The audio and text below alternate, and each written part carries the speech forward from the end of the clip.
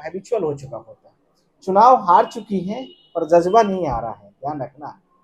चुनाव हार चुकी है पर कुर्सी अभी नहीं छोड़ी है। तीसरा, चुनाव हार चुकी है पर अभी रिकाउंटिंग का ऑप्शन बचा हुआ है। और साथ ही साथ में सुप्रीम कोर्ट का वक्ता है पूरी गुंडागर्दी के साथ में, गुंडागर्दी भी नहीं, पूरा ऑफेंसिव तरीके से पूरा क्राइम करके लोगों का घर जला रहे हैं, आग लगा रहे हैं। वो किसके पैसे से बना है? अमित शाह के पैसे से बना है या फिर बीजेपी के पैसे से बना है? हमारे और आपके जो इनकम टैक्स भरते हैं लोग, उनके पैसे से बना है। जो इलेक्शन कमीशन ऑफ इंडिया ने जब वो सीसीटीवी पूरे कोर्ट, सुप्रीम कोर्ट के डायरेक्शन पर हुआ था कि सीसीटीवी आपको देना है, तो क्या कारण है कि 24 घंटे नहीं, 48 घंटे नहीं, तीसरा दिन चल रहा है आज, और आज दिनांक तक क्यों पब्लिश नहीं की? जबकि मुझे लगता है, फिजिकली मैं कहना चाहता हूं असल्ट करके, तो मुझे लगता है कि ऐसा भारत देश के इतिहास में यदि कोई करता है तो उसके लिए मेरे पास कोई शब्द नहीं है। हो सकता है कि अमित शाह की भाषा में कोई शब्द हो जो उनके करंट में उनके पार्टी के वर्कर कर रहे हैं। एक उन्होंने साफ ऐलान कर दिया कि वो चुनाव नहीं हारी है और वो इस्तीफा नहीं देंगे। ममता बनर्जी बीजेपी जिस भाषा में चाहती है जवाब, उस भाषा में वो देना चाहती है, और उसी का परिणाम है कि वो इस तरह से इस कदम में आगे बढ़ती जा रही, क्योंकि वो लॉयर भी हैं और लॉयर को यह पता होता है कि किस हिसाब से हमें कानून को घुमाना है और किस हिसाब से हमें कोर्ट पहुंचना है और कब हमें इलेक्शन कमीशन पर वार करना है तो कब प्रशासन को बचाना है। ये सारे उसके आजू बाजू में घूमते रहते हैं, क्योंकि वो कोर्ट की प्रोसीडिंग में बड़ा हैबिचुअल हो चुका होता है। चुनाव हार चुकी है पर जज्बा नहीं आ रहा है, ध्यान रखना। चुनाव हार चुकी है पर कुर्सी अभी नहीं छोड़ी है।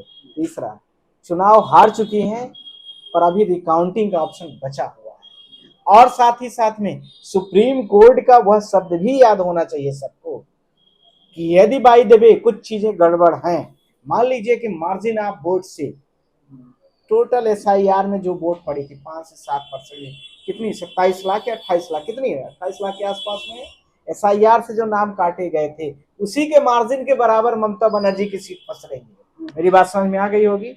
नियर बाय द 100 सीटें ऐसी हैं जिनका 5000 से कम मार्जिन है।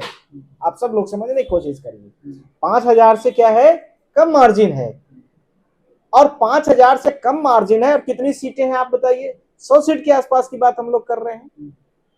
तो 100 से 5000 का गुणा कर दीजिए, आप देख लीजिए कितना आ रहा है।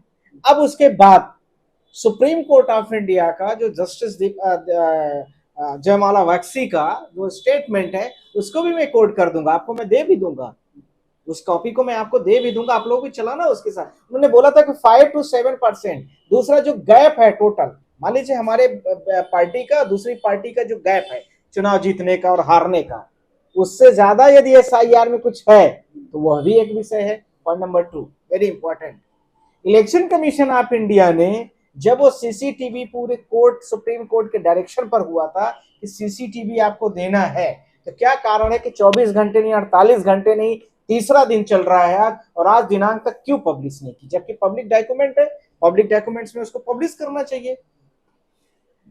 ममता बनर्जी का चुनाव नहीं, वेस्ट बंगाल में भारत देश जहां 1906, आप सबको याद होगा, स्वतंत्रता संग्राम के, मैं पहले की बात कर रहा हूं थोड़ा सा, 1947 के पहले जो भारत देश था, और 1857 के रिवोल्ट के पहले 1964 देखिए, आप उसके बाद देखिए प्लासी युद्ध, बक्सर युद्ध, जितने भी बड़े बड़े युद्ध देखिए, उसकी सुगबुगाहट और शुरुआत जो है वो अवध से शुरू होती है, वेस्ट बंगाल से शुरू हो रही है।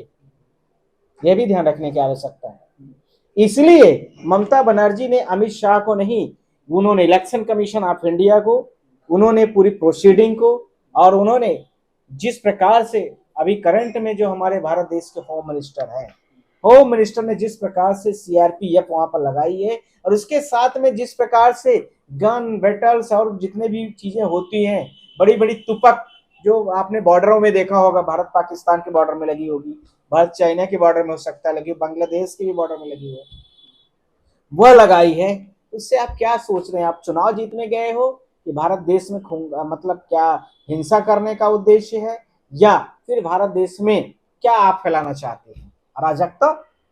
या आपने जो चुनाव के समय पर वादा किया था, मैं भारत देश में गुंडों से छीन के आपको एक स्वच्छ प्रशासन दूंगा, जिस दिन आपने चुनाव जीता है उसके बाद से का वीडियो आप लोग, तिवारी जी सब लोग इसमें टैग करना, दिखाना पूरे देश को किस प्रकार से बीजेपी जीतने के बाद इनके वर्करों ने, वर्कर तो अब मैं नहीं कह सकता, वर्कर तो बहुत पोलाइट होता है और अपने एजेंडों को साफ तरीके से रखता है, पूरी गुंडागर्दी के साथ में, गुंडागर्दी भी नहीं, पूरा ऑफेंसिव तरीके से पूरा क्राइम करके लोगों का घर जला रहे हैं, आग लगा रहे हैं। तो किसके पैसे से बना है? अमित शाह के पैसे से बना है या फिर बीजेपी के पैसे से बना है?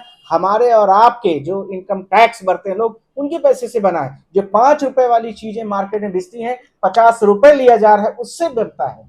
जो गैस सिलेंडर, जो पेट्रोल का दाम और कीमत आज से 10 दिन 15 दिन पहले, और उसको सीधा उठा करके आप सीधा मल्टीपल टाइम आप बढ़ा देते हैं, उससे बन रहा है।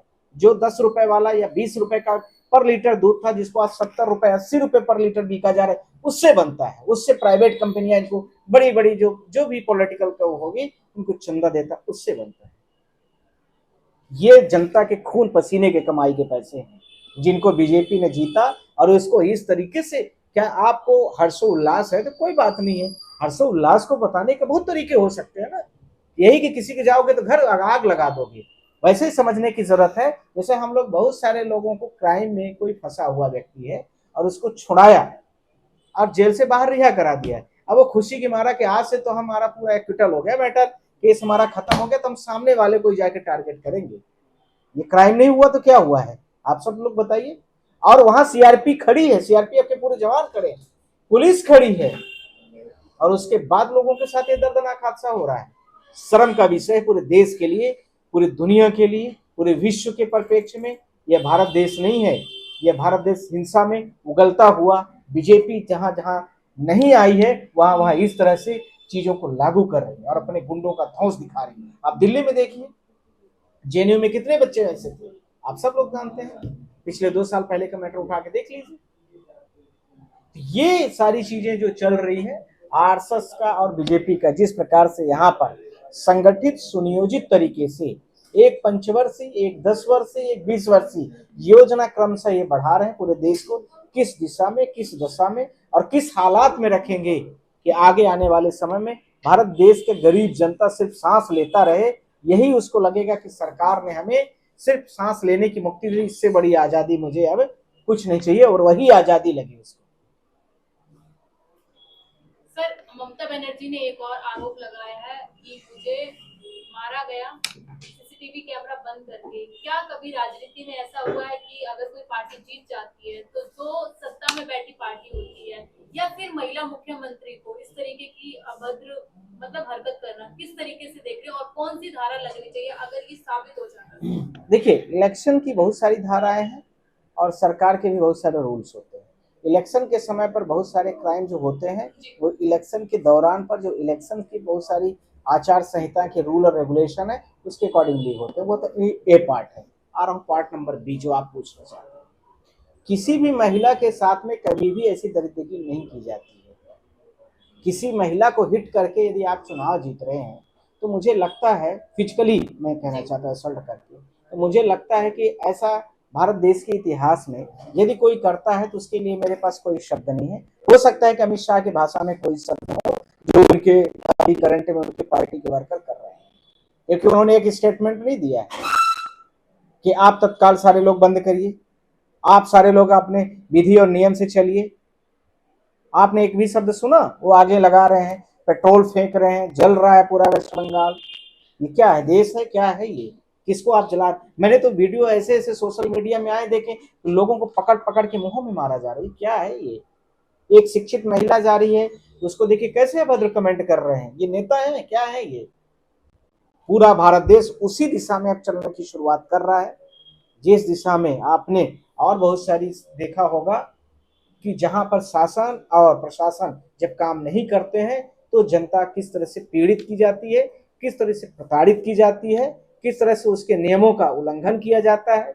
यह भारत देश उसी का आईना और दर्पण दोनों बन चुका है। पहला। दूसरा, जो फेयर चुनाव नहीं हुआ उसी को लेकर ममता बनर्जी गई थी।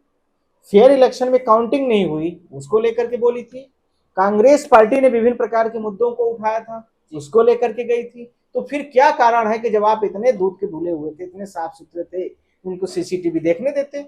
उनको फुटेज को प्रोवाइड करा देते 1 सेकंड में उनके वर्करों को पूरा। और नहीं भैया तुम 1 घंटा नहीं 4 घंटा बैठो, लो एक एक ईवीएम तुमको दे रहा हूँ, चेक करो, पूरा चेक करो, 10 बार चेक करो, 20 बार चेक करो, ये क्या इश्यूज क्या है? तब ना हम मानते। एक डिस्प्ले लगवा देते कि पूरी स्क्रीनिंग चल रही है, देखिए यहाँ पर ये खुल रहा है मशीन, इस मशीन में ये हो रहा है। ये तो नहीं किया गया ना कहीं।